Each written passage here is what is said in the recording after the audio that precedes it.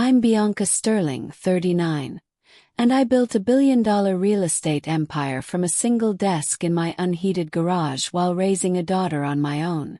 I have spent the last decade constructing fortresses of glass and steel to keep the world out, but nothing could have prepared me for the moment the world danced its way back in. It was a Tuesday afternoon, the kind that feels gray and heavy in your bones. Rain was lashing against the floor-to-ceiling windows of my study, blurring the sprawling manicured lawns of my estate into a watercolor painting of greens and grays. My house is a fortress. It sits on 40 acres of prime land, surrounded by 12-foot iron fences and monitored by a security system worth more than the neighborhood I grew up in. Silence is usually the only thing allowed in these halls. I was reviewing a merger contract, the numbers blurring on the screen, when a sound shattered the quiet. It was a giggle. Not a polite, restrained laugh, but a high-pitched, bubbling sound of pure delight. 'Twas Chloe.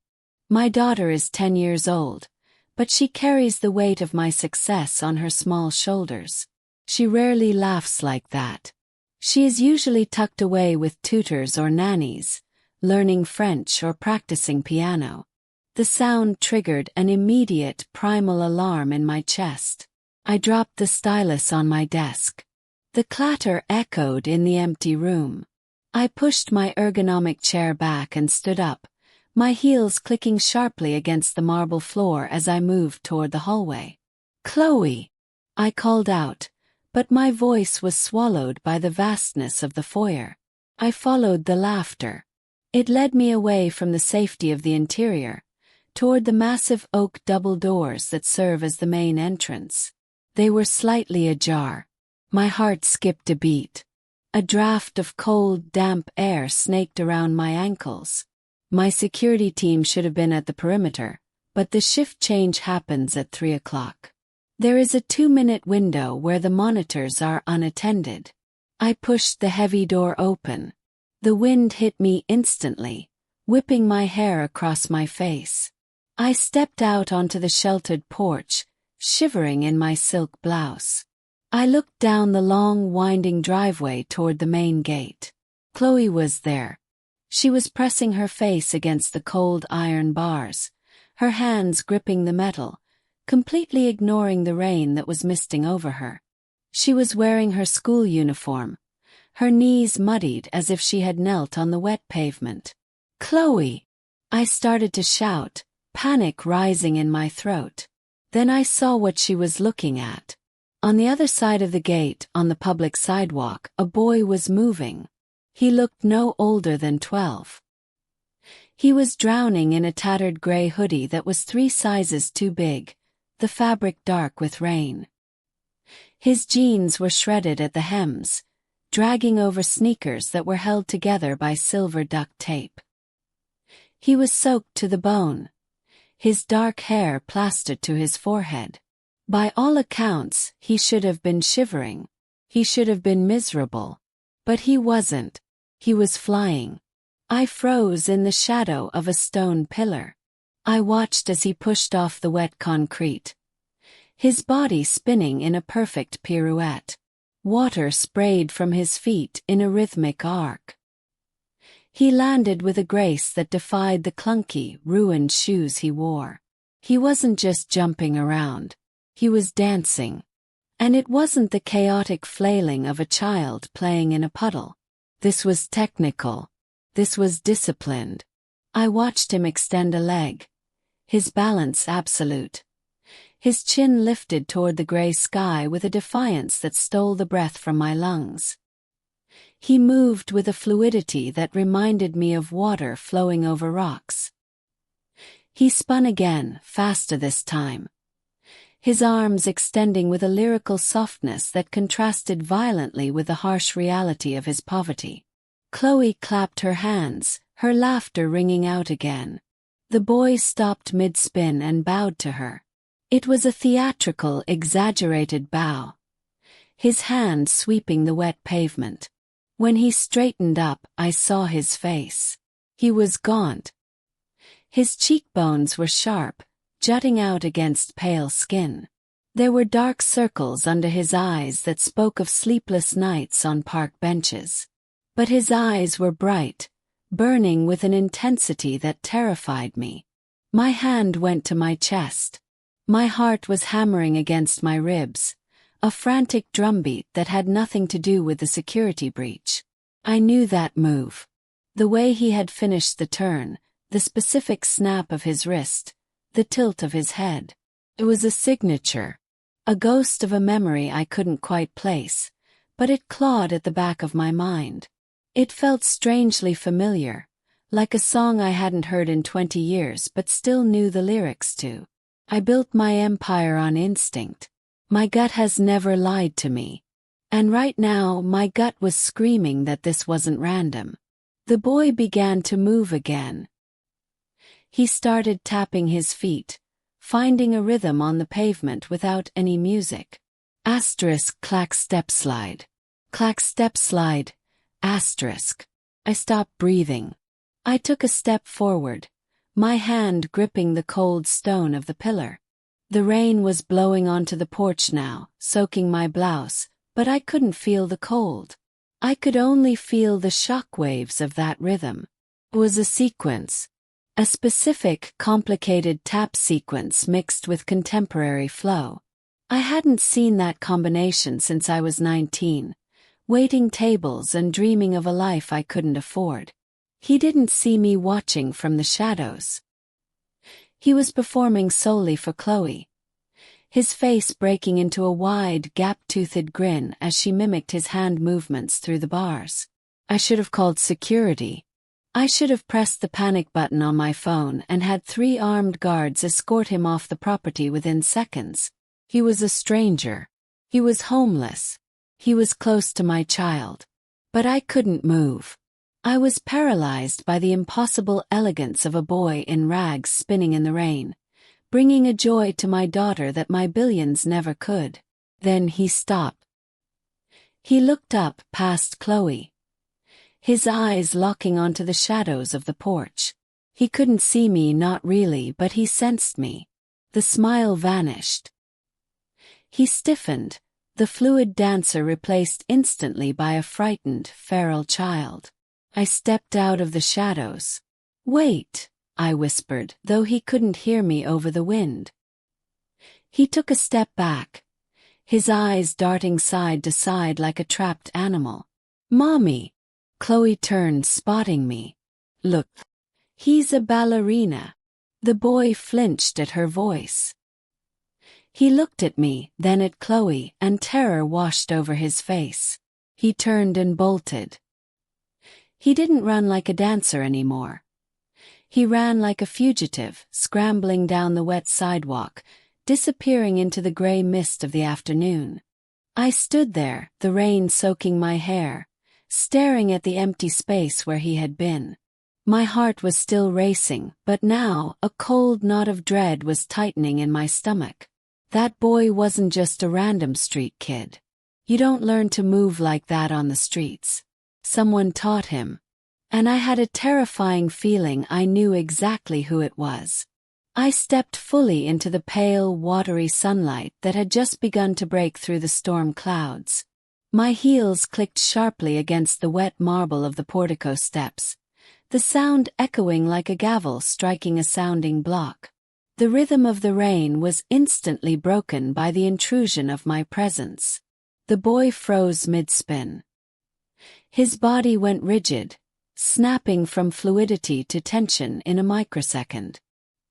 His eyes, previously alight with the joy of performance, went wide and wild. They were the eyes of a trapped animal.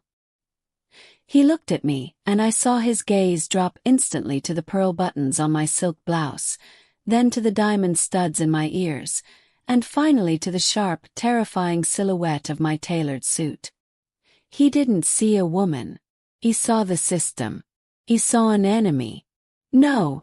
Chloe cried out, her small hands gripping the iron bars of the gate tighter. "Don't go! Show me the spin again." Her voice was high and desperate, piercing the humid air. She reached through the bars, her fingers stretching toward him, begging for the magic to remain. But the boy was already moving. He took one last look at my designer suit, a look filled with a mixture of awe and absolute terror, and he bolted. He didn't turn and jog away. He exploded into motion. He sprinted down the slick pavement, his oversized sneakers slapping against the puddles. At the edge of my property line, where the manicured hedge meets the public park, there is a low stone wall. It's about 4 feet high, covered in rough ivy. Most children would scramble over it, scraping their knees and elbows. This boy didn't scramble. I watched, breath caught in my throat, as he approached the obstacle without slowing down. 3 steps from the wall, he launched himself into the air. It wasn't a jump. It was a grand jeté. His legs split in a perfect horizontal line. His toes pointed inside those ruined shoes. For a split second, he seemed to hang suspended in the gray air, defying gravity, defying his poverty, defying the laws of physics that bind the rest of us to the earth. His form was impeccable. His back was straight, his chin tucked. It was a move of pure, crystallized grace that belonged on the stage of the Bolshoi, not on the dirty perimeter of a billionaire's estate. He cleared the wall without touching it. He landed on the other side in a crouch, rolled seamlessly to his feet, and vanished into the thick line of trees bordering the park. I stood there paralyzed. The air around me suddenly felt heavy. The scent of the expensive tiger lilies planted in the decorative urns by the door wafted up, cloying and suffocating in my nose. Smelled like a funeral home. "Mom!" Chloe wailed, turning to look at me with tear-filled eyes. "You scared him away." I couldn't answer her. My tongue felt like lead in my mouth. "Ms. Sterling." The shout came from the side of the house. I turned to see Marcus, my head of security, sprinting around the corner with his hand on his holstered weapon. 2 other guards were close behind him, their radios crackling with static. They looked frantic, scanning the perimeter, ready to tackle a threat that had already evaporated. "We saw movement on the perimeter cameras," Marcus barked, breathless, his eyes scanning the gate. "Is the target secure? Did he approach the girl?" He reached for the gate code pad, ready to unleash the dogs or call the police. "Stop," I said. My voice was quiet, but it carried the weight of a CEO who hasn't been questioned in 15 years. Marcus froze, his hand hovering over the keypad. "Ma'am." He was trespassing. He was interacting with Chloe. Protocol dictates. I said stop, I repeated louder this time. I walked down the steps, ignoring the rain that was spotting my silk blouse. I walked right past my security team, my eyes fixed on the empty space above the stone wall where the boy had flown. I reached the gate and gripped the cold, wet iron bars, standing exactly where my daughter stood. I looked at the muddy footprints on the sidewalk. They were small. Mudge. "He wasn't a threat, Marcus," I whispered, though my heart was still hammering a frantic rhythm against my ribs. "He was performing." "A beggar, surely," Marcus scoffed, relaxing his posture but keeping his eyes on the tree-lean. "Probably casing the joint. Using the kid to get sympathy. We'll pull the footage and send it to the local PD. Make sure he doesn't come back." "No," I snapped, whipping my head around to face him. The ferocity in my voice surprised both of us. "You will do no such thing. You will not call the police. You will not file a report." Marcus blinked, confused. "Bianca." I looked back at the wall. My mind was reeling, replaying that leap over and over again. The extension. A hype. The training. "I need the footage," I said, my voice trembling slightly. "Bring it to my study. High definition. Zoom in on his face." "What are you looking for?" Marcus asked, his brow furrowing. I tightened my grip on the bars until my knuckles turned white. I could still see the ghost of his movement in the air. That wasn't natural talent. You don't wake up one day knowing how to execute a split leap with that kind of technical precision. That was hours at the bar. That was blood in the shoes. That was discipline drilled into the muscles until it became instinct. Why did a child who couldn't afford a winter coat possess the technique of a principal dancer? I need to know who he is, I said, the words tasting like copper in my mouth. And I need to know who taught him. Because as he leaped, for just a fraction of a second, I had seen something else. A flicker of a style I recognized. A specific way he held his hands, fingers splayed in a distinct, unusual formation. It was a formation I hadn't seen since the night I walked away from the only man I ever loved, 20 years ago. Find him, Marcus, I commanded, turning back toward the fortress of my home. Don't hurt him. Just find him. I'm Serafina Vance, 42 years old, and while I can orchestrate a hostile takeover of a Fortune 500 company without blinking, I cannot stop my hands from trembling as I stare at a grainy freeze frame on my monitor. It was 3 in the morning. The sprawling silence of my estate usually brought me peace, a testament to the empire I had built from the ashes of my 20s, but tonight the quiet felt like a cage. I sat in my study, the only light coming from the glowing screen of my laptop. I had watched the security footage 100 times, maybe 200. I wasn't looking at the boy's face anymore.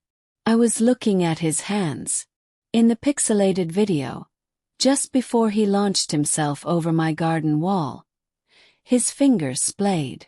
It wasn't a random flail for balance. It was specific.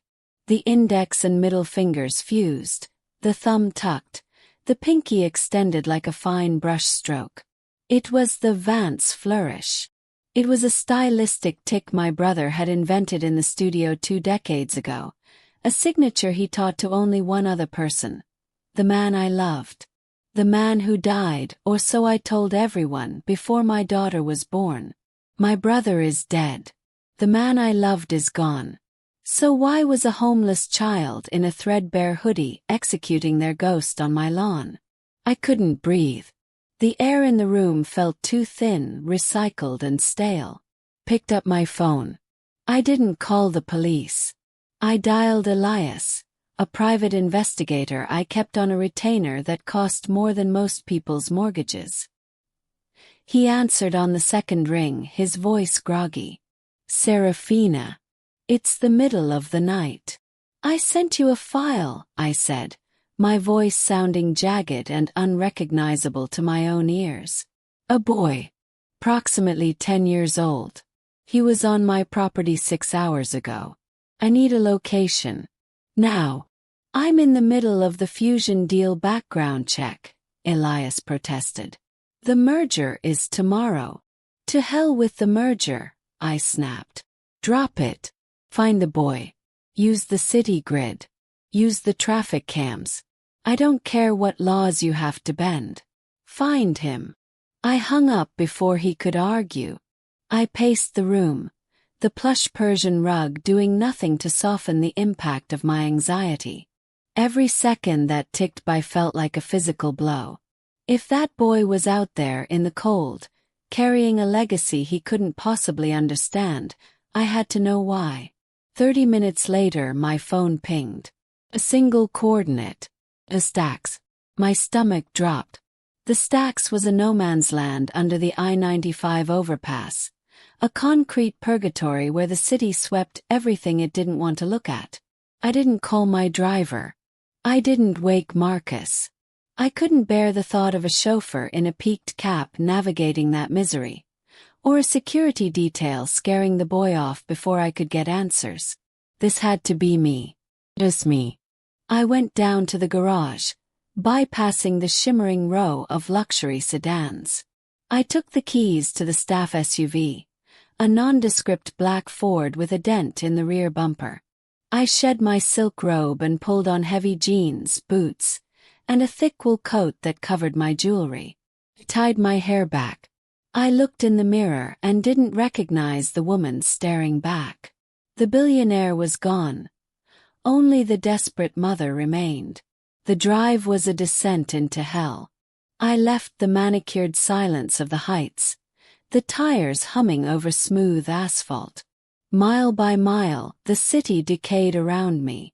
The streetlights turned from warm amber to flickering, sickly sodium orange. The sidewalks went from empty to crowded with shadows. I locked the doors. My palms were sweating against the leather steering wheel, slipping as I gripped it tight enough to turn my knuckles white. The smell hit me as soon as I rolled down the window at the entrance to the underpass. It was a thick, cloying cocktail of exhaust fumes, damp rot, and burning plastic. I parked the SUV in the shadow of a concrete pillar, my heart hammering against my ribs like a trapped bird. I stepped out. The roar of the highway overhead was deafening, a constant, thundering rhythm that shook the ground beneath my boots. I walked into the camp. Tents made of blue tarp and cardboard lined the muddy ground. People huddled around oil drums filled with burning trash. Eyes followed me. Hungry, hollow eyes. I kept my head down, moving with a purpose I didn't feel, clutching my coat tight at the throat. I was an intruder here, a tourist in their tragedy, and I could feel the hostility radiating off the damp walls. Then I saw the blue hoodie. He was sitting on a plastic milk crate near the back of the camp, away from the fires. He wasn't moving with the grace of a dancer now. He was curled in on himself, trying to make his small body even smaller. I stopped, hiding behind a rusted dumpster, my breath catching in my throat. He wasn't alone. Next to him sat a girl. She couldn't have been more than 5 years old. She had the same dark, matted curls, the same sharp chin. She was shivering, wrapped in a blanket that was more holes than wool. The boy held something in his hands. A single, squashed bagel. It looked hard stale. I watched, paralyzed, as he broke the bagel. He didn't split it down the middle. He broke off a tiny bite-sized piece for himself and gave the rest, the entire rest, to the little girl. She took it with both hands, devouring it like a starving animal. The boy watched her eat. And then he smiled. It was the smile that broke me. It wasn't a smile of pity.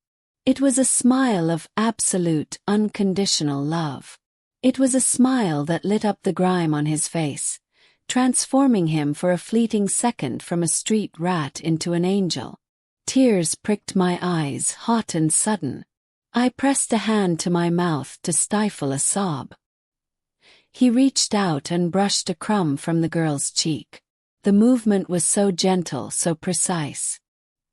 His pinky finger extended slightly as he did it. The Vance flourish again. Unconscious. Ingrained. I felt the ground shift beneath me. That wasn't just a move he learned. That was genetic memory. That was blood calling to blood. I stepped out from behind the dumpster. "Hello," I whispered. The roar of the highway swallowed my voice, but the boy sensed me. He snapped his head up. His eyes went wide. He recognized me instantly, not as the woman in the jeans, but as the silhouette from the mansion. Enemy. He scrambled to his feet, putting himself instantly between me and the little girl. He didn't run this time. He stood his ground, his fists balling up at his sides, his stance shifting into a defensive crouch. "Don't touch her," he hissed, his voice raspy and fierce. I raised my hands, palms open, showing him I had nothing. No weapon. No phone. No guards. "I'm not going to hurt you," I said, my voice trembling. I took a step closer, into the flicker of the distant firelight. "I just want to know where you learned to move like that." He stared at me, his chest heaving. "Go away." I can't, I said, and the truth of it vibrated in my bones. I saw you dance. I saw your hands. He glanced down at his dirty knuckles, confused. I didn't steal nothing. I know, I said. I looked at the little girl, who was peeking out from behind his legs, clutching the remains of the bagel. Is she your sister? He didn't answer. He just glared, his jaw set in a line of stubborn defiance that was so familiar it made my heart ache. What is your name? I asked, desperation creeping into my tone. He hesitated. He looked at the exit, calculating his odds of outrunning me while carrying the girl. He realized he couldn't. He looked back at me, his chin lifting with a pride that had no business existing in a place like this. Leo, he said. Leo. Lion. I felt a tear finally spill over, tracking a hot line down my cold cheek. Leo, I repeated, tasting the name. My name is Serafina.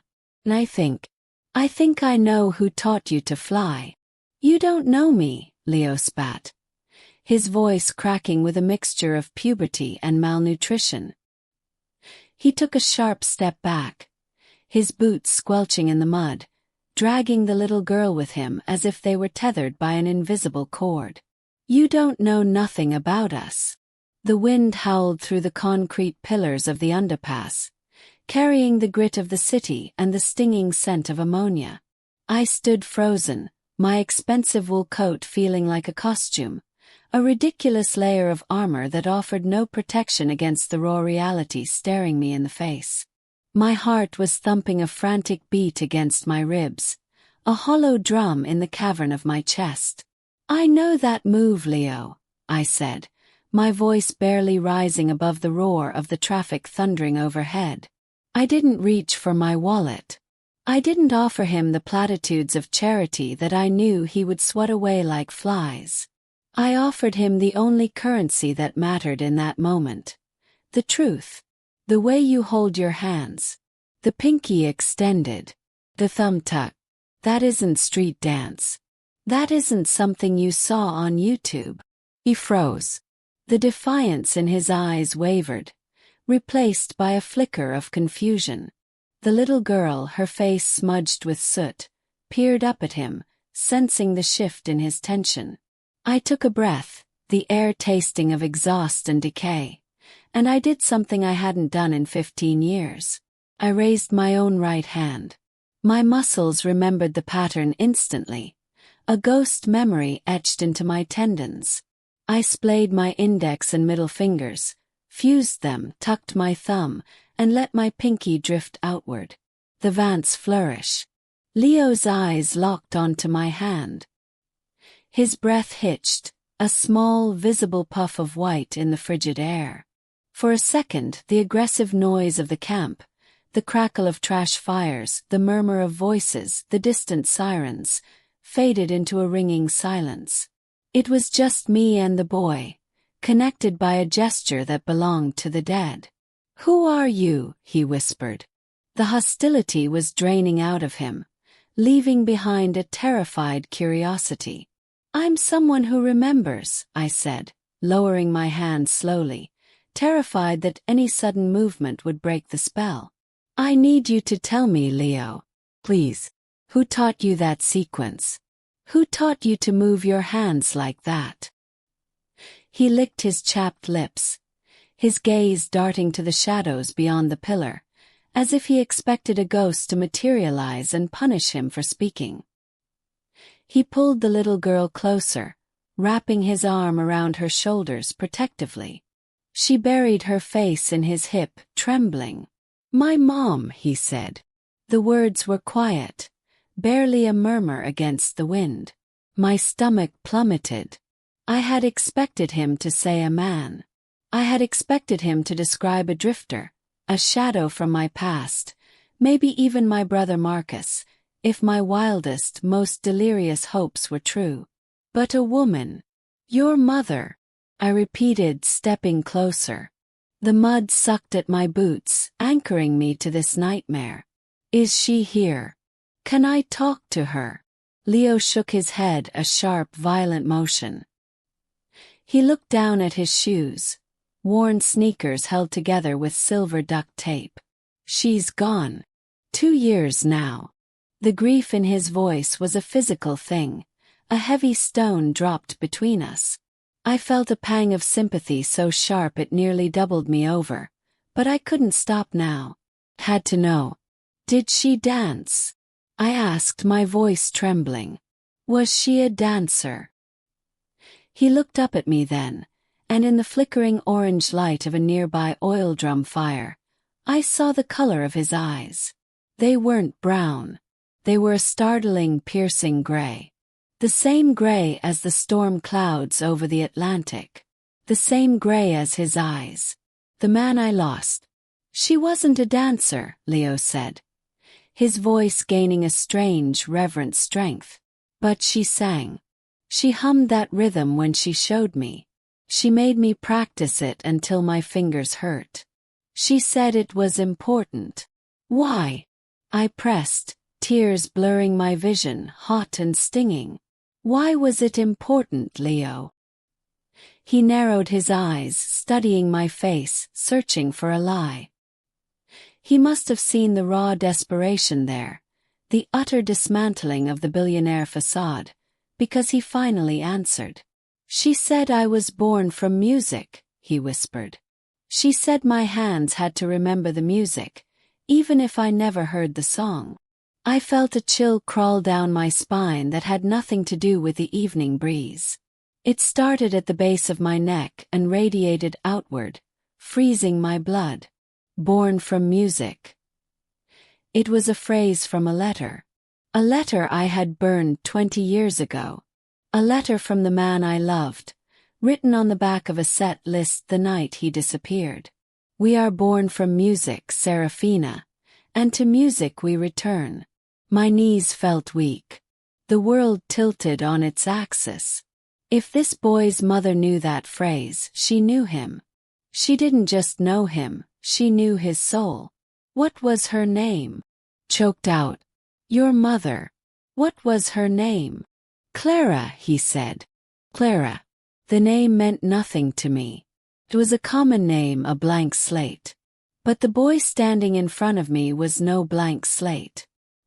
He was a map to a past I thought was buried 6 feet under. Suddenly, a harsh voice sliced through the air. Hey! You! I spun around. 3 men were emerging from the shadows of the overpass supports. They weren't the hollow-eyed souls huddled by the fires. These men were predators. They moved with the swagger of ownership, wearing heavy jackets and carrying lengths of pipe. The energy in the camp shifted instantly. The air grew thick with violence. Nice coat, the lead man sneered, stepping into the light. He had a scar running through his eyebrow and teeth that looked like jagged yellow tombstones. You lost, princess. This ain't the valet parking. Leo tensed instantly. He pushed the little girl behind the concrete pillar, his small body shifting into a fighting stance that was terrified but resolute. Run, Leo hissed at me, not looking back. Lady, run. I looked at the men, then back at Leo. I saw the tremor in his hands, the way he squared his thin shoulders against a threat 3 times his size. He was going to fight them. He was going to fight them to protect the girl and maybe, just maybe, to give me a chance to escape. Something primal roared to life inside me. It was the same fire that had driven me to build a billion-dollar empire in a boardroom full of sharks. I wasn't Serafina the grieving lover anymore. I wasn't the mother of a pampered daughter safe in a mansion. I was a lioness who had just found a cub in the wild. I didn't run. I reached into my pocket, my hand closing around the only weapon I had brought, the heavy, jagged keys of the Ford. I took a step forward, placing myself between the boy and the approaching wolves. I'm not leaving, I said, my voice low and lethal, surprising even myself. I locked eyes with the man with the scar. And neither is he. The man laughed, a dry, ugly sound. You think you can buy your way out of this? I don't need to buy anything, I said, my heart hammering so hard I thought it would burst, but my voice remaining steady as steel. I'm taking the boy. And the girl. Try to stop me, and I will bring down a chaotic hell on this place that you cannot even imagine. It was a bluff. A dangerous, stupid bluff. But as I stood there in the mud, shielding the boy with the gray eyes and the hands of a ghost, I knew I would die before I let anyone touch him again. Leo looked at me, his eyes wide with shock. For the first time, he wasn't looking at an enemy. He was looking at an ally. Get the girl, Leo, I commanded, not taking my eyes off the men. We're leaving. Now. I'm Serafina Vance, 42 years old, the CEO of a multi-billion-dollar logistics empire. And tonight I brought a homeless boy into my mansion because his hands move exactly like the man I buried 2 decades ago. The thug with the scar stared at the keys protruding from my fist like brass knuckles.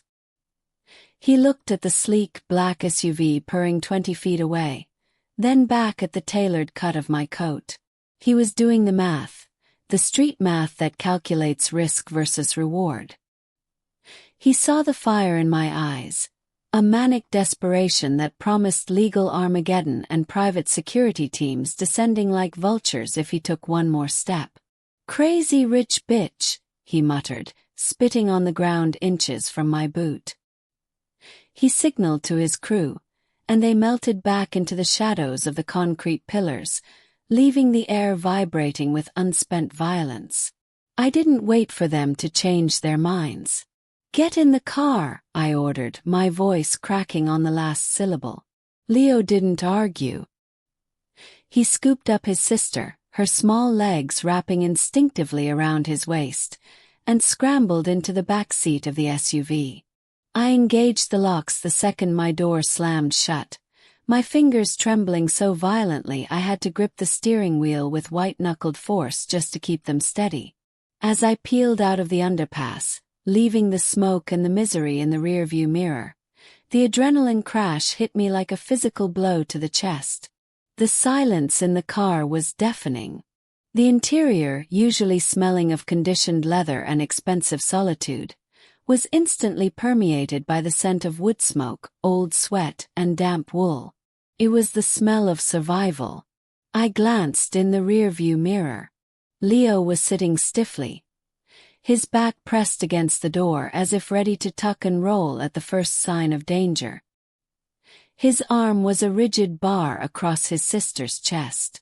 She was asleep or passing out from exhaustion, her dirty cheeks smudged against the pristine cream upholstery.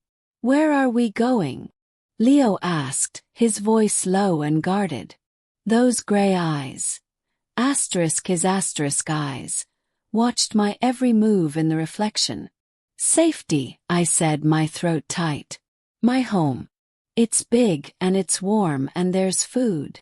"We don't need charity," he muttered, though his stomach betrayed him with a loud, hollow growl that filled the cabin.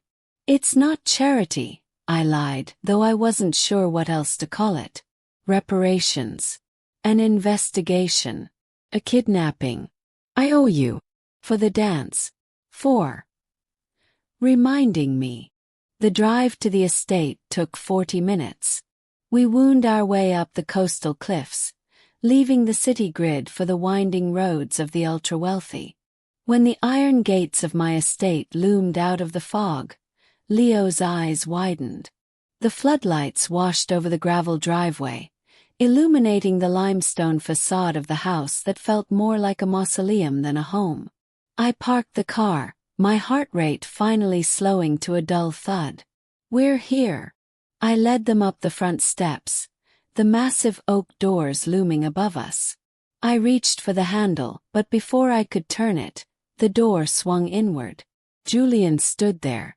My husband looked as if he had been carved from the same cold marble as the foyer floor.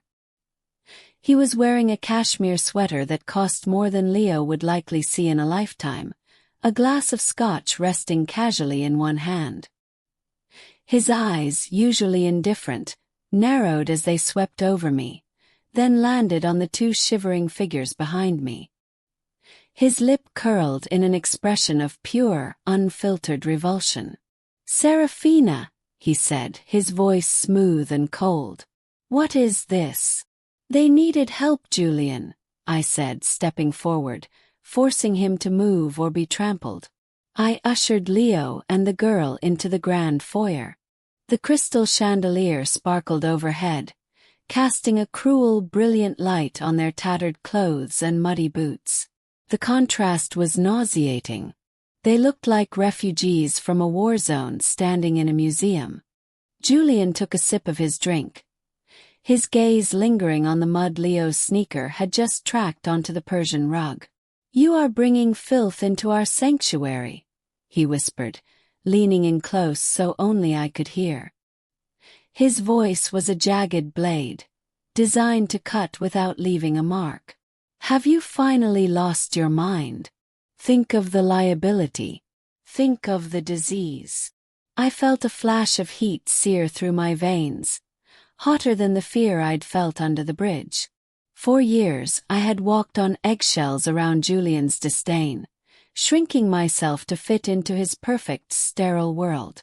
But looking at Leo, who had stood up to 3 grown men with nothing but his fists to protect his sister, Julian's petty cruelty seemed insignificant. "Move," I said. Julian blinked, genuinely shocked. "Excuse me." "I said move," I repeated louder this time, my voice echoing off the vaulted ceiling. "They are hungry. They are cold. And they are my guests. If you say one more word about filth, Julian, I will have security escort you off the property." I didn't wait for his response. I turned my back on him, a breach of etiquette he would hate, and beckoned the children forward. "Come with me," I said softly, guiding them past the stunned silence of my husband and toward the west wing. I led them to the guest suites, rooms that were dusted daily but hadn't seen a human soul in 3 years. I opened the door to the blue room, a cavernous space with a 4-poster bed and an en-suite bathroom where the towels are softer than silk. "You can stay here," I told them. "The bathroom is through there. Hot water. Oh, whatever you need." Leo didn't look at the bed. He backed into a corner, pulling his sister with him, putting the solid wall behind his back. He was casing the room for exits, for threats. "Why?" he asked again, his suspicion a barbed wire fence between us. Before I could answer, a shadow moved in the hallway. I turned to see Chloe, my 12-year-old daughter, standing at the top of the servants' stairs. She was wearing her silk pajamas, holding her tablet, her eyes wide with bewilderment. She looked at me, then at the dirty, shivering boy in the corner. I expected her to recoil. I expected her to channel her father's snobbery. Instead, her eyes sparkled with a joy I hadn't seen in years. It was the look of a lonely child seeing another child in a house built for adults. "Hi," Chloe whispered, taking a tentative step into the room. Leo stiffened, shielding his sister. "It's okay," I said quickly, holding up a hand. "Chloe, go tell Mrs. Gable we need food. Please. Sandwiches, soup, fruit. Everything she has. Now." Chloe nodded vigorously and sprinted down the hall, her bare feet slapping against the hardwood. 10 minutes later, the room was filled with the smell of roasted chicken and warm bread. The staff set the silver trays down on the low table and retreated quickly, sensing the tension. Leo waited until the door clicked shut. He didn't sit. He didn't relax. He picked up a bread roll and handed it to his sister first, watching her take a bite before he touched anything himself. Even as he ate, devouring the food with a terrifying speed, he wouldn't let go of his sister's hand. I sat on the edge of the velvet ottoman, watching him. The way he chewed, The way his eyes darted to the window. The way his pinky finger flared out slightly when he held the heavy silver fork. Born from music. Leo, I said softly, breaking the silence. You said your mother's name was Clara. What was her last name? He stopped chewing. He swallowed hard, wiping his mouth with the back of his hand, ignoring the linen napkin. She didn't use a last name, he said. But on my birth certificate. The one she kept in her plastic bag. Yes. I leaned forward, my heart hammering against my ribs like a trapped bird. It said Vance, he whispered.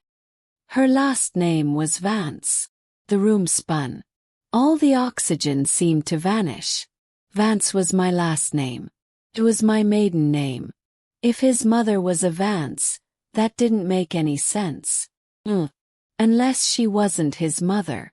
Leo, I breathed, my voice trembling so hard I could barely form the words. Clara wasn't your mother, was she?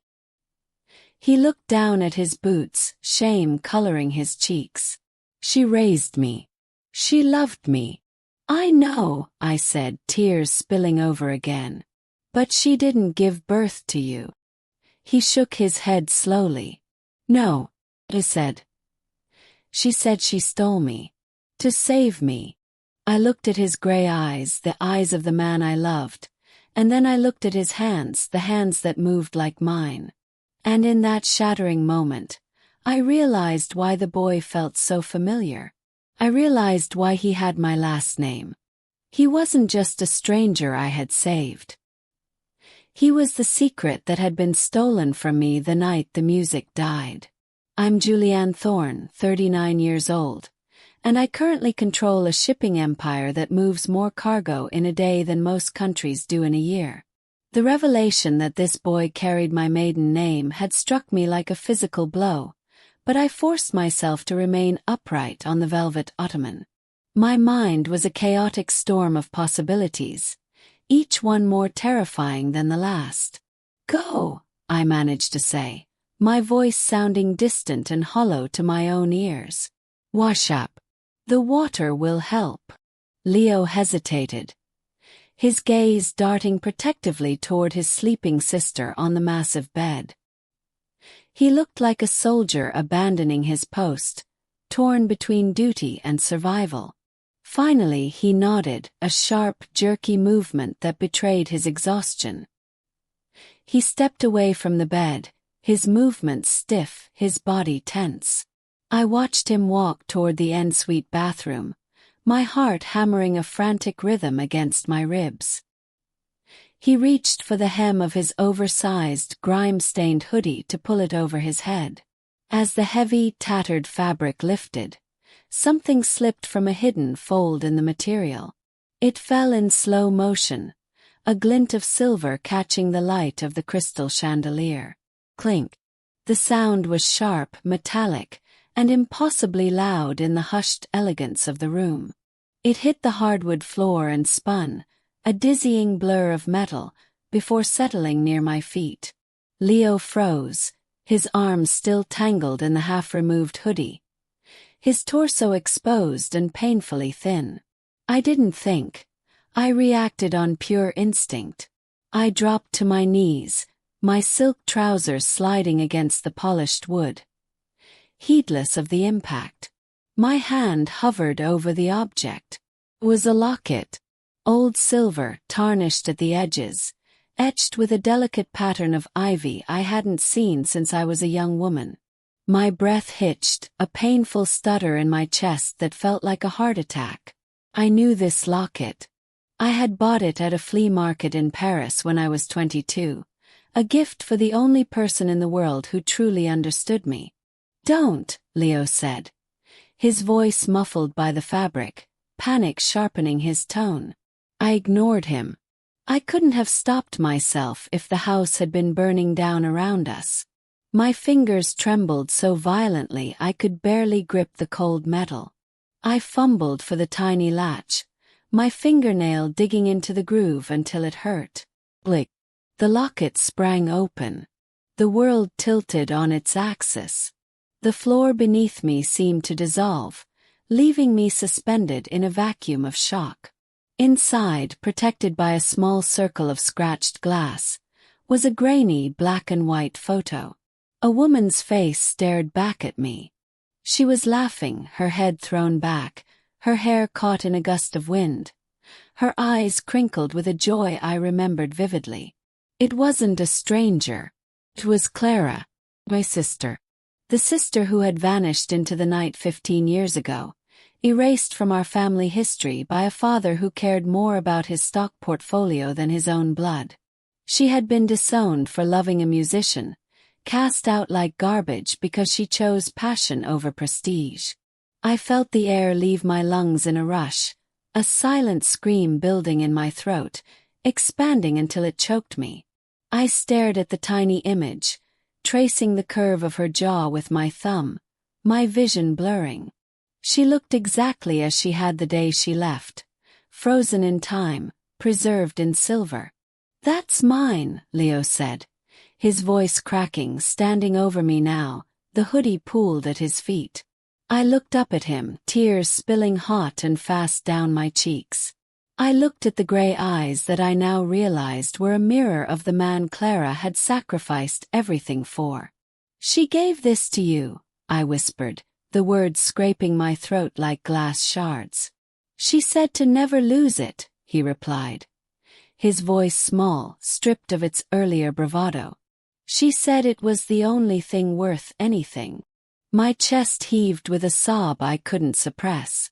Clara was gone, lost to the streets and the silence of a decade and a half. But she had left a map. And that map had led this boy, her son, my nephew, straight back to the very place that had rejected her. I'm Julianne Thorne, 39 years old, and while I command a multi-billion-dollar shipping empire that spans the globe, I have never felt as powerless as I did standing in my own library. My fingers curled around the cold silver locket so tightly that the metal bit into my palm. I couldn't have this conversation in the guest room.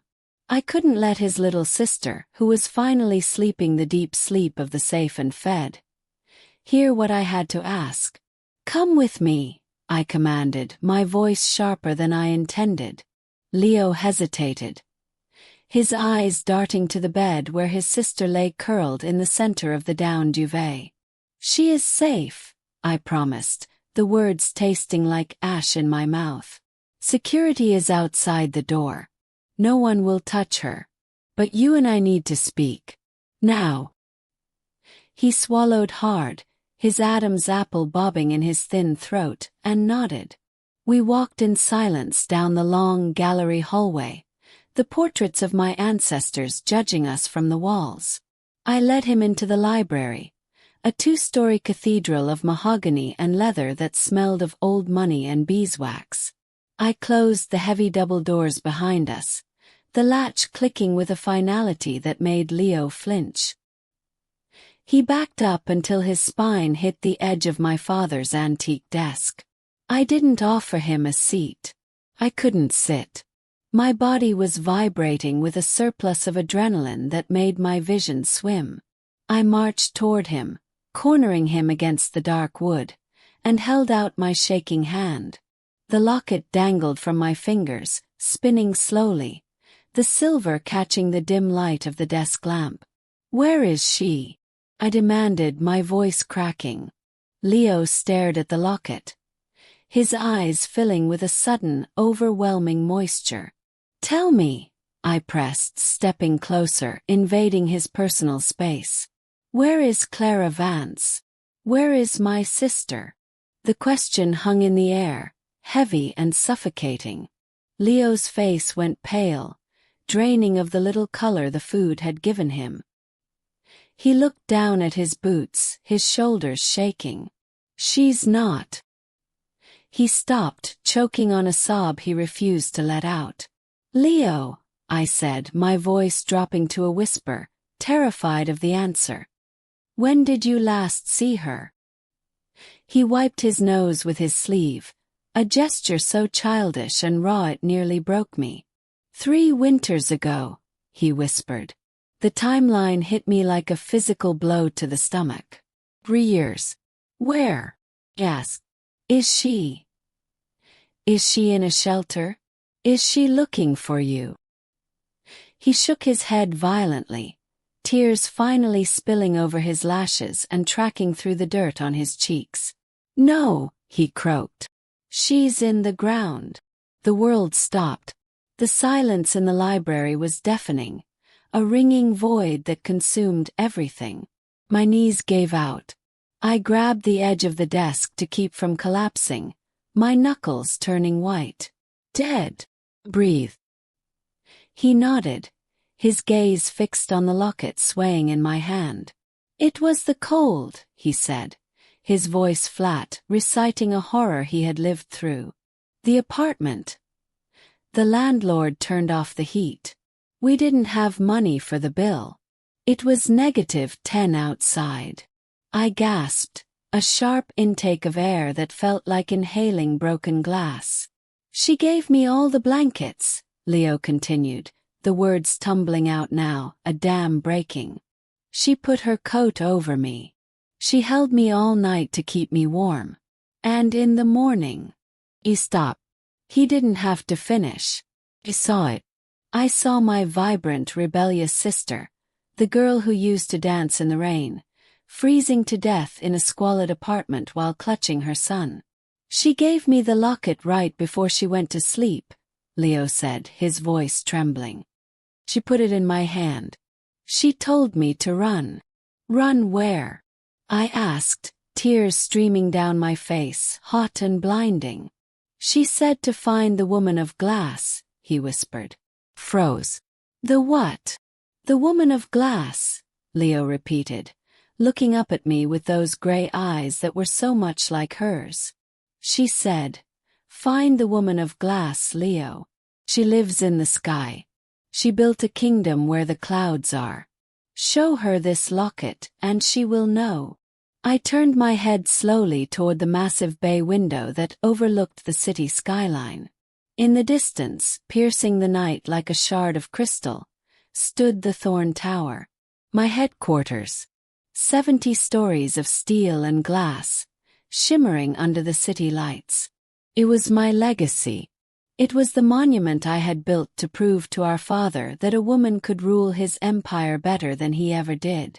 They called me the Ice Queen in the tabloids. But to Clara, to my dying sister, I was the woman of glass. She had watched me rise from the gutters of her poverty. She had seen my face on magazines while she starved. She had seen my buildings scraping the sky while she froze in a basement. The realization washed over me like a tidal wave of ice water. My sister had lived in poverty while I built a kingdom on the very money our father had denied her. I had taken the inheritance. I had taken the company. I had taken the safety, the warmth, the power. And I had let her die for the cost of a heating bill I wouldn't have even noticed leaving my bank account. She meant you, Leo said softly, his eyes widening as he made the connection. You're the lady in the glass tower. I looked back at him, the guilt crushing my lungs, making it impossible to draw a full breath. I wasn't just his savior. I was the reason he was an orphan. I slid down the front of the desk until I hit the floor, pulling my knees to my chest, clutching the locket against my heart. I'm sorry, I sobbed, the words tearing from my throat. I'm so sorry. Leo didn't move away. He didn't run. He took a hesitant step toward me, the boy who had learned to fear adults, and reached out a dirty hand. He placed it on my shoulder. She said you would save us, he whispered. The irony was a knife twisting in my gut. I hadn't saved her. But looking at the boy standing in my library, the ghost of my sister in his eyes, I knew I had one chance to make it right. I couldn't change the past. I couldn't bring Clara back from the cold. But I could burn the world down to protect what she had left behind. I looked up at him, wiping the tears from my face with a fierce, sudden resolve. I will, I vowed, my voice transforming from a sob into a weapon. I will save you, Leo. And anyone who tries to hurt you or your sister again will have to go through me. I stood up, the woman of glass shattering, revealing the iron underneath.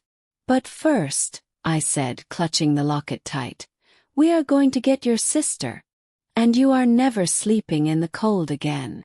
I'm Julianne Thorne, 39 years old, and despite being the CEO of a global shipping conglomerate, I realized in a single heartbeat that my most dangerous negotiation was about to happen in my own home.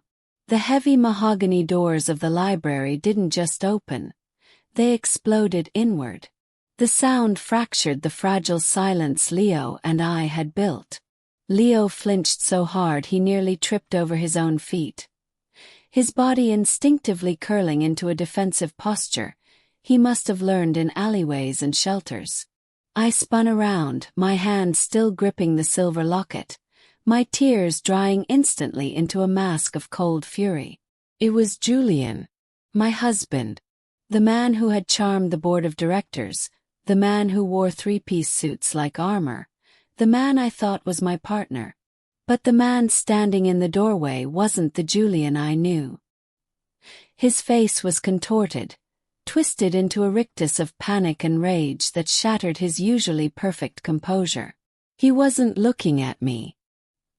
He was staring at Leo with a mixture of disgust and terrifying recognition. He marched into the room, his Italian leather shoes clicking sharply on the hardwood, closing the distance between us with aggressive strides. I heard, he spat, his voice trembling not with sadness but with fury. He pointed a manicured finger at the locket in my hand. I was in the hall. I heard what the boy said. That belongs to Clara. I stepped forward, my maternal instinct flaring up for a child that wasn't even mine, shielding Leo with my body. It belonged to her, I corrected, my voice steady. Now it belongs to him.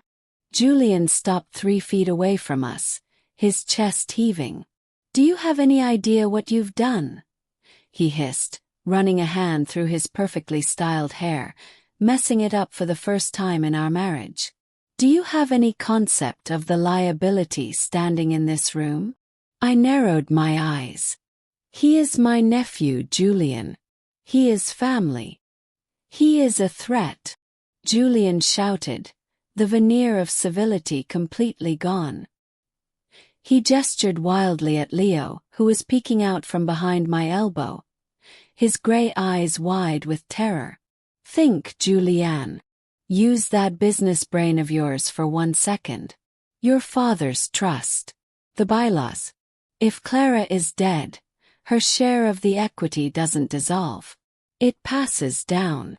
The words hit me like a bucket of ice water. I looked at my husband, really looked at him, and for the first time I didn't see a partner. I saw a calculator.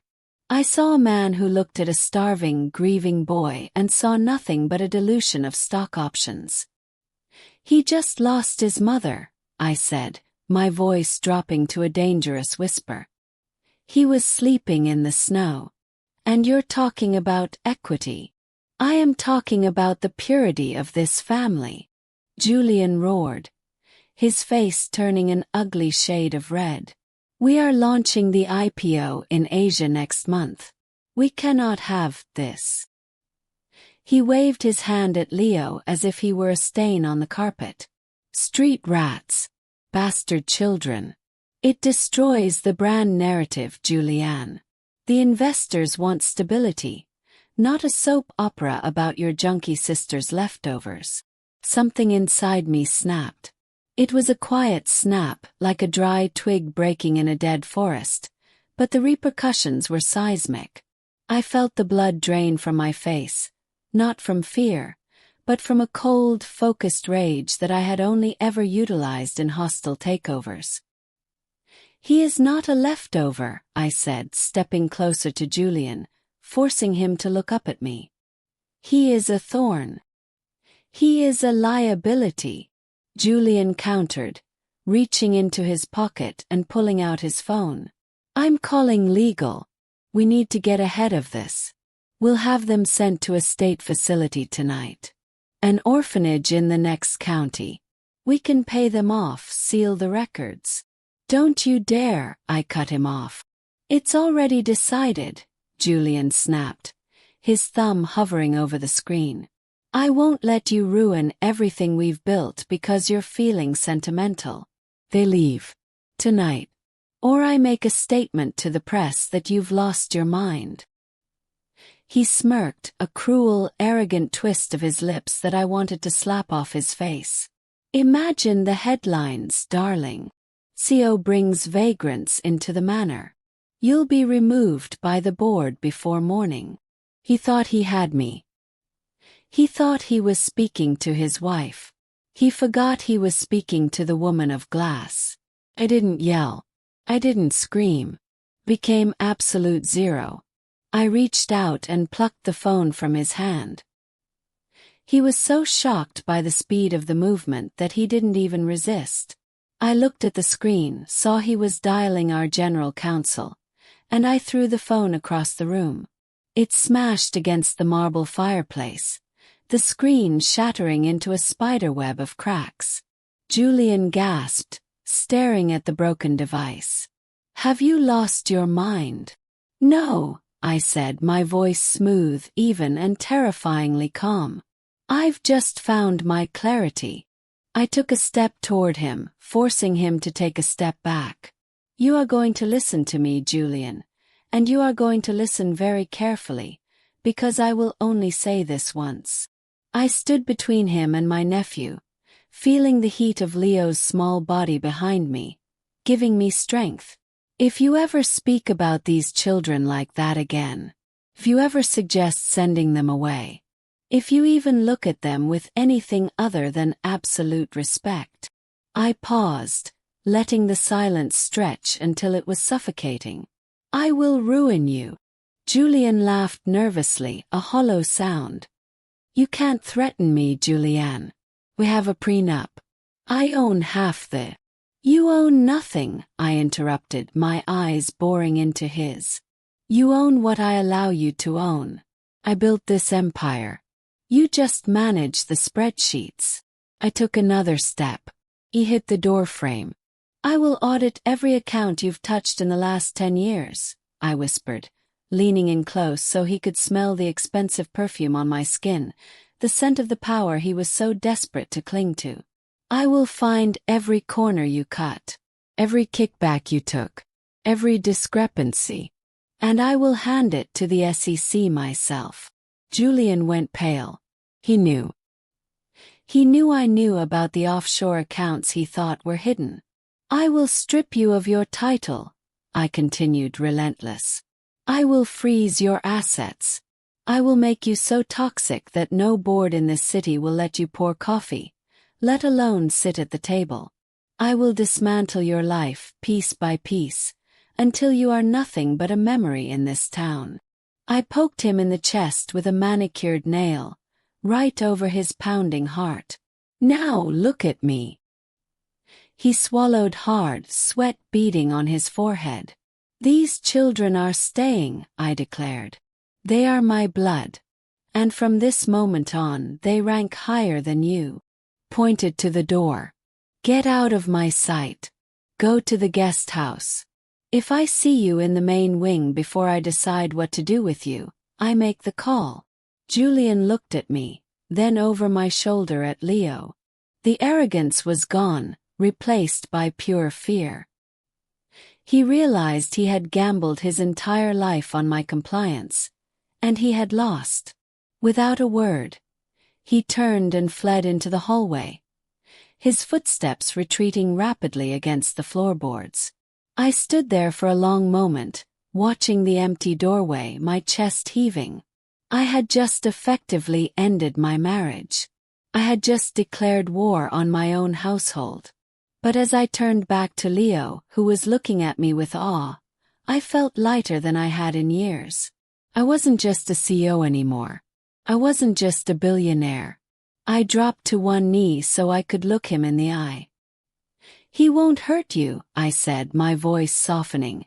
the iron melting back into warmth. I promise. Leo reached out and touched my arm, his fingers trembling. You really are her, he whispered. Who? The woman of glass, he said. You're sharp. Like a diamond. I pulled him into a hug, burying my face in his dirty hoodie, not caring about the grime. Come on, I said, standing up and taking his hand. Let's go get your sister. We have a family to rebuild. I descended into the belly of the estate, the silence of the manor pressing against my eardrums like deep water. The children were finally asleep in the guest wing, guarded by my personal security detail, but my own rest was impossible. My mind was a chaotic storm of adrenaline and unanswered questions. I needed to know how this had happened. I needed to know how my sister had fallen so far while I sat in a glass tower counting dividends.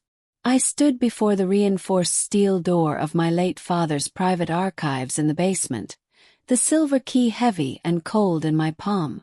I hadn't opened this room since the day he died. I twisted the key, the tumbler clicking with a sound that echoed like a gunshot in the empty hallway.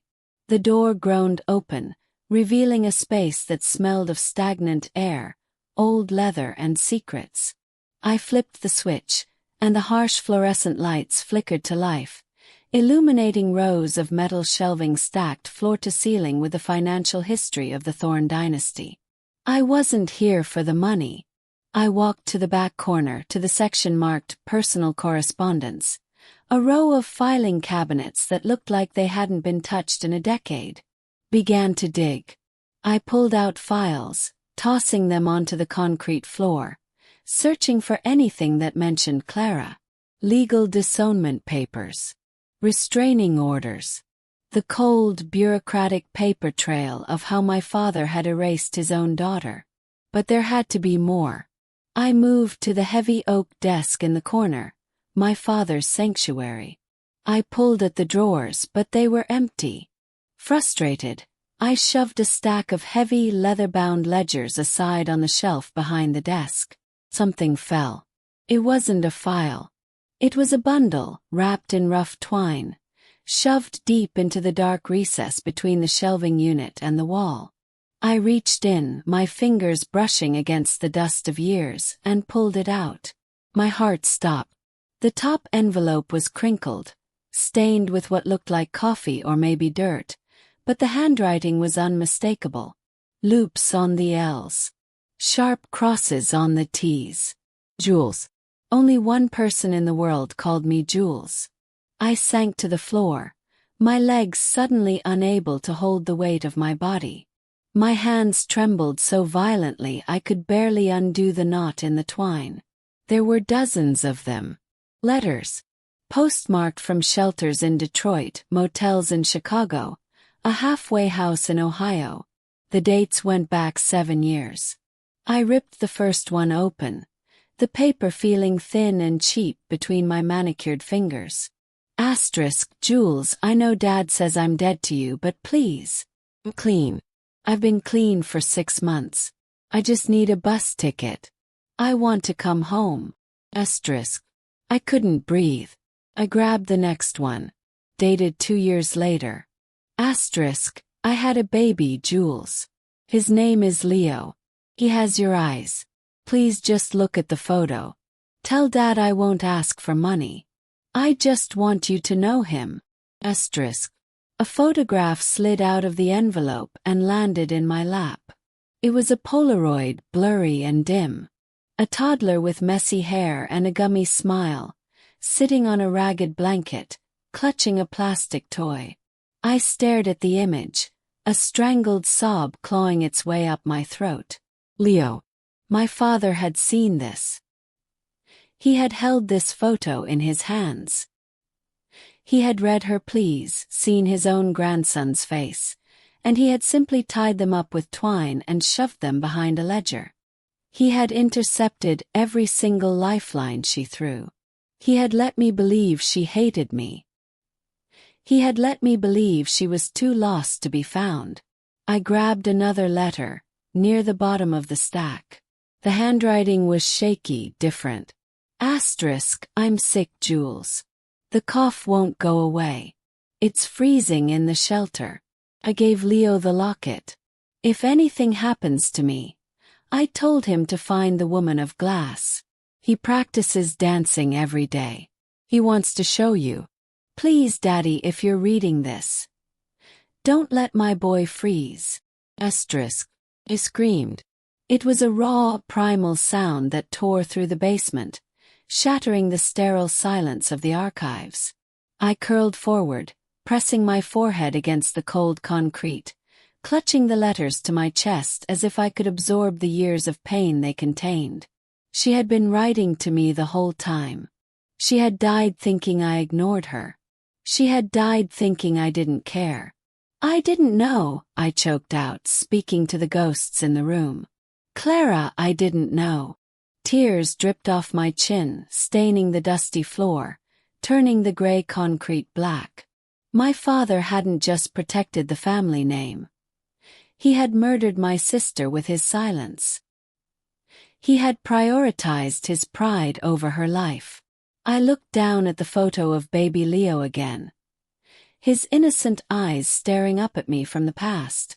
The rage that ignited in my chest was hotter than the fury I had felt toward Julian. This was a foundational betrayal. My entire life, my empire, my status, it was all built on a lie. I wiped my face with the back of my hand, smearing mascara across my cheek. The boy dancing at my gate wasn't a random encounter. It wasn't an accident. It was a miracle of survival. It was Clara reaching out from the grave, bypassing the gates, bypassing the lies, bypassing the men who tried to erase her. She had sent him to me. I stood up, my knees aching, clutching the bundle of letters like they were holy scripture. I wasn't just a CO anymore. I was the aunt of a boy who had survived the cold because his mother refused to let him be forgotten. I looked at the empty chair behind the desk, imagining my father sitting there, hiding these letters. You failed, I whispered to the empty room. I turned off the light, leaving the archives in darkness. I had a nephew to raise. And I had a legacy to burn to the ground. I'm Serafina Thorne, 34 years old, and I just turned $1 billion mausoleum of secrets into a sanctuary for the forgotten. The mid-morning sun hit the limestone balustrade of the terrace, warming the stone beneath my palms. I leaned over the edge, the silk of my robe fluttering in the breeze, looking down at what used to be the pristine, untouchable manicured lawn of the Thorne estate. It didn't look like a postcard anymore. It looked like life. Construction crews had finally cleared out the last of the scaffolding on the west wing yesterday, revealing the gleaming glass walls of the new Clara Thorne Conservatory of Dance. I took a sip of my coffee, the ceramic mug hot against my fingers, and listened. For 3 decades, this house had been defined by its silence. Silence was the currency my father traded in. Quiet hallways, hushed conversations, secrets buried so deep they rotted the foundation. But today the air was vibrating. A grand piano was being tuned somewhere in the new wing, the repetitive, resonant striking of a high C echoing across the grounds. Laughter drifted up from the garden. The sound of sneakers squeaking on pavement. I closed my eyes and let the noise wash over me, feeling it settle in my chest where a hollow ache used to live. I opened my eyes and focused on the 2 figures moving on the patio below. Leo. He looks so different now. 6 months of proper nutrition, 6 months of safe sleep, and 6 months of knowing he was wanted had transformed him. He had grown 2 inches. His shoulders, once hunched in a perpetual defensive crouch, were broad and relaxed. He was wearing fitted black dance trousers and a fresh white t-shirt, the uniform of the academy I had built for him. And beside him was Chloe. My daughter, who used to treat this house like a prison, was mirroring his every move. "Watch my feet," I heard Leo say. his voice carrying clearly in the morning air. "It's not about the muscle, Chloe. It's about the fall." I gripped the railing tighter. He was teaching her the sidewalk waltz. The same routine I had watched him perform for spare change in the freezing rain just half a year ago. Leo stepped forward, extended his leg, and dropped into a fluid, gravity-defying spin, his arms tracing an invisible arc in the air. It was technical perfection. But more than that, it was emotional release. Chloe bit her lip, her brow furrowed in concentration, and tried to copy him. She stumbled, giggling as she caught her balance. Leo didn't scold her. He didn't get frustrated. He just smiled, a genuine blinding smile that looked so much like Clara's it made my breath hitch, and offered her his hand. "Again," he said gently. "Trust the ground to catch you." I felt a tear slide down my cheek, hot and unbidden, but I didn't wipe it away. I had done enough wiping away of emotions to last a lifetime. My phone buzzed on the patio table behind me. I glanced at the screen. It was a notification from legal. * final decree signed. Public announcement scheduled for noon. * Julian. The name didn't even make my pulse spike anymore. The divorce had been a war of attrition, just as I promised him. He had tried to fight, tried to leverage the board, tried to leak stories to the press about my instability regarding the sudden intake of a homeless relative. But he had underestimated the sheer, nuclear force of a mother protecting her blood. I had exposed every offshore account. I had handed the SEC the files on the shell companies he used to siphon funds from the charity gala. I stripped him down to the studs. When the final papers were served, he was staying in a one-bedroom apartment across town. His reputation in tatters, uninvited from every gala in the tri-state area. I swiped the notification away without opening it. I didn't care. He was yesterday's weather. I turned back to the railing, watching Leo guide Chloe through the steps again. This time she nailed the turn. She spun, her hair fanning out around her, and landed perfectly in position, arms raised in triumph. "I did it!" she screamed, jumping up and down. "Mom, did you see?" She looked up at the balcony, shielding her eyes from the sun. I waved, leaning further over the edge. "I saw," I called back, my voice strong, echoing off the new glass walls of the studio. "Perfect form, sweetheart." Leo looked up too. He didn't wave. He just placed his hand over his heart and nodded at me. Silent salute. The woman of glass he had called me. I wasn't glass anymore. Glass breaks. Glass shatters when you strike it. Felt like steel. I felt like the earth itself.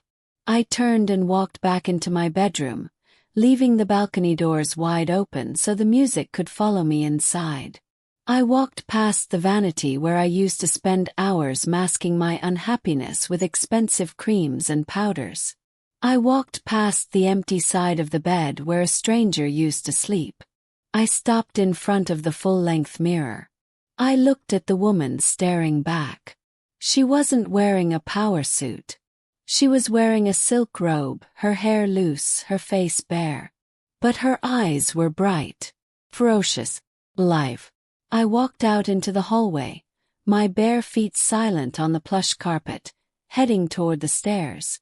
I needed to go down there. I needed to feel the vibration of the music in the floorboards of the studio. I descended the grand staircase, running my hand along the banister. The portraits of my ancestors still hung on the walls, stern men who believed legacy was about hoarding gold. I stopped at the bottom, looking at the portrait of my father. His eyes seemed to follow me, cold and judging. I didn't look away. "I fixed it," I whispered to the painted canvas. "I fixed what you broke." I walked past him, pushing open the heavy double doors that led to the garden. The fresh air hit me instantly, smelling of jasmine and turned earth. I crossed the lawn, the grass cool between my toes, walking toward the music. Leo saw me coming and stopped the lesson, nudging Chloe. They both ran toward me. Chloe collided with my waist, wrapping her arms around me tight. "Leo says I'm a natural," she said into my robe. "You are," I said, smoothing her hair. "You have the thorn rhythm." I looked over her head at Leo. He stood a few feet away, respectful, always grateful. "Come here," I said, reaching out an arm. He stepped into the embrace, and I held them both, my sister's son and my own daughter. My sister's blood was the foundation of my home now. The rhythm of his feet was the only music I ever needed to hear. I looked up at the massive house rising behind us, the windows glinting in the sun. It wasn't a fortress to keep people out anymore. It was a lighthouse. I squeezed them tighter, breathing in the scent of sunshine and sweat and future. I was no longer just a billionaire. I was no longer just a CEO. I was Serafina Thorne. And for the first time in my life I was finally home.